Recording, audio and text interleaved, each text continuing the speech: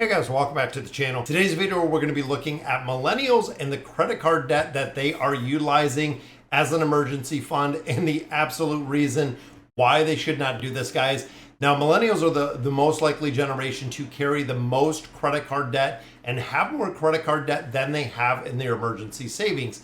Roughly 45% of millennials, which is age 27 to 42, and 44% of the Gen Zers, 43 to 58, have more credit card debt than they have emergency fund, which again is kind of alarming as a nation. I know we just raised the debt ceiling and that was all approved. So again, more than almost half of the people that should have, well-established careers, should have a considerable amount in savings accounts and investments, things of that nature, are sitting on an incredible amount of credit card debt, which of course is the most expensive debt that you are ever going to carry.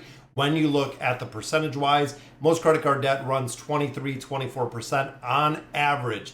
Now, on the other hand, only a quarter of boomers, say about 28% of Gen Zers, 18 to 26, say they have more credit card debt than the emergency savings, according to the polls over on CNBC.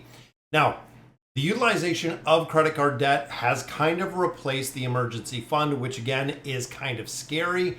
They are very dependent as a generation to go right back to credit card debt or utilize credit card debt versus having that emergency fund, which we know is the number one fundamental, guys, when it comes to budgeting, when it comes to financing, when it comes to everything. It is the ability to have the emergency fund. Because what we're seeing is because there is nothing in there as an emergency fund, they don't have any money set aside. The credit card debt balances continue to increase much, much faster. And again, it is kind of scary because when you put in the interest charges in there, as of February, the interest rates were 23.55% was the national average. So again, if you're really looking at those, you couple it with higher inflation, things are going to get more expensive. And they have said that 70% of the people surveyed have said that they are saving less than they did in the past because of a higher inflation rate. So how do you really get to balancing your budget or coming up with an emergency savings while paying down credit card debt? Now, this is really the most important. If you guys have followed Dave Ramsey like I have, you want to save $1,000. That is your goal. Now, with that, it means selling stuff, getting a part-time job, paying down and putting aside $1,000. Now, a lot of people do say that $1,000 is not enough in an emergency fund. But when you think fundamentally of a majority of things in your life, the emergency fund is used and earmarked for a true emergency. And I think that's where a lot of the lines kind of get grayed, is what is viewed as a true emergency. So if you need money for your housing expense, yes, definitely an emergency. Not because you spent it anywhere else. If you need to make your debt payments, but a true emergency can be earmarked as my car broke down. I need money to replace a tire. Something broke in my home. Something that is a true emergency where if something fundamentally broke, that is the methodology that you're going to have. Now, every single penny after that $1,000 goes towards the debt repayment, really using two methods that we know of, guys. Number one is the snowball method, and the second one is the avalanche method. Now, the snowball method goes paying off your smallest debt first. So really making a list of your debt. And the trick to really get this to work, guys, and this, again, fundamentally is the way that you can get it to work, is you have to stop. There has to be a point, there has to be a realization where you stop taking on new debt. So regardless of the interest rate with the snowball method, you start with the top one. That is the smallest balance. So let's say you owe a couple $100 on a credit card. Every single penny is going to go on there after you have that emergency fund.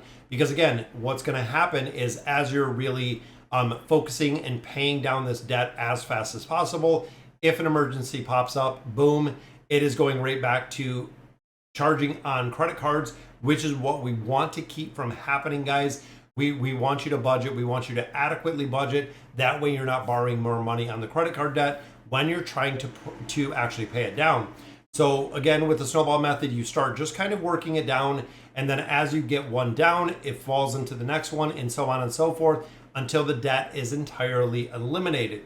Now the avalanche method is another way, and again, mathematically, so the difference between the two guys, the snowball method is really looking at the psychology of the debt elimination, because when the debt is gone, you get the good feeling that you're making some progress, you're making some headway on the debt, and you're eliminating some of the debt. The secondary method, the avalanche method, really takes the highest interest rate first, and then you knock that down and work your way down. Now again, this might be a lot more time consuming to actually do it mathematically. Looking at the avalanche method, it makes more sense because you're going to save the most money. This method going with the highest interest rate. But again, a lot of people do get frustrated because the debt is not going away as fast as they want. Because if you're sitting on a credit card, let's say theoretically that has a 28% interest and it has a $15,000 balance, it is going to take you a considerable amount of time to knock out $15,000 of debt without going completely gung-ho, all in on a second job, selling everything that you have. But also remember, guys, you got in the debt situation. You accumulated that debt. As much as you got into that debt, you can get out of that debt. Now, once the debt is eliminated, guys, again, fundamentally, it is really building up that emergency fund once the debt is gone, and making sure that you don't do it again. So I see a lot of people who do debt consolidation, they roll it into unsecured loans. We see it into home equity lines, even rolling it into the mortgage just to get a much lower rate. But essentially what happens is within the first probably 3 to 5 years, the debt is right back there because the habits have not been established to save, and the habits have not been established to actually spend less and budget what you actually get. Now, again, fundamentally, there's a couple things to look at, guys, is how can you make more money? Having a side hustle, having a side gig, having a second job, even if it is short term to repay this debt. Once the debt is gone, it is up to you to manage it and keep it gone.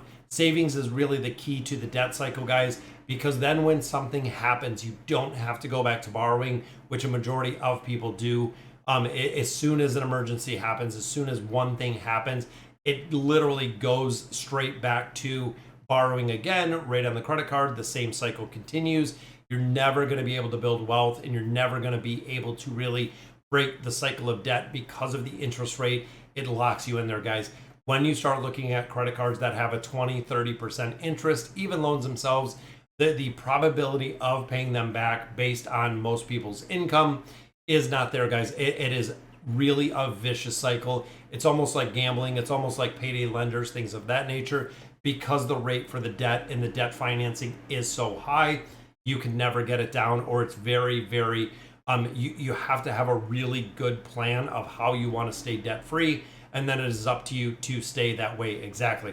Sorry, guys. So that'll do it for today's video. Let me know in the comments what you guys think. Guys, the millennials, the big generation that we see right there, we need to get on the habit of saving, on the habit of investing. Ownership in companies is really the best way to build wealth. You cannot build wealth if all of the money in your monthly liabilities is going into credit cards and going into debt. You really have to take a hard look at it and see exactly where you can save and where you can cut costs. So again, that'll do it for today's video. Let me know in the comments what you guys think. And as always, thank you guys for watching.